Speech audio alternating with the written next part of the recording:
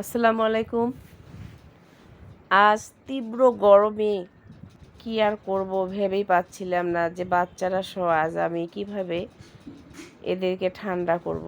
তাই ভাবলাম আজকে বেলের শরবত বানিয়ে সবাই মিলে খেয়ে শরীর এবং মনটাকে ঠান্ডা রাখবো। তাই একটা বড় সাইজের বেল আমি ফ্রিজেই রেখে দিয়েছিলাম। সেটা বের করে ভেঙে আমি পানির মধ্যে এভাবে ওর আঁশ আর বীজগুলো এক এক করে সব কিছু চিপে চিপে রসগুলোকে নিয়ে আঁশ আর বীজে ফেলে দিচ্ছি। দেখতে পাচ্ছেন, ঠিক এভাবে পুরোটাই আমি এভাবে এক এক করে নিব।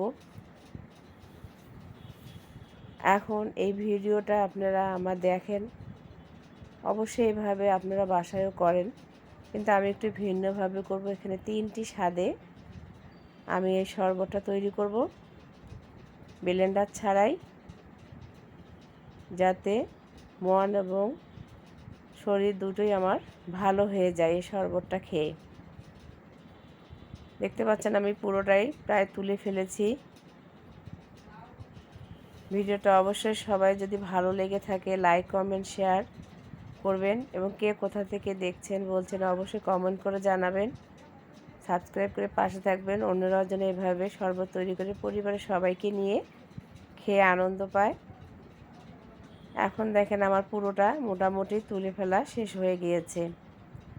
এখন আমি এখানে আর 2-1টি উপকরণ দিব, সামান্য একটু বিট লবণ আর হচ্ছে চিনি। এতটাই লাল বেলটা আর এতটাই মিষ্টি ছিল যে চিনির কোনো প্রয়োজন নেই। তারপরেও আমি দেখতেই পাচ্ছেন সামান্য একটু চিনি দিয়েছি।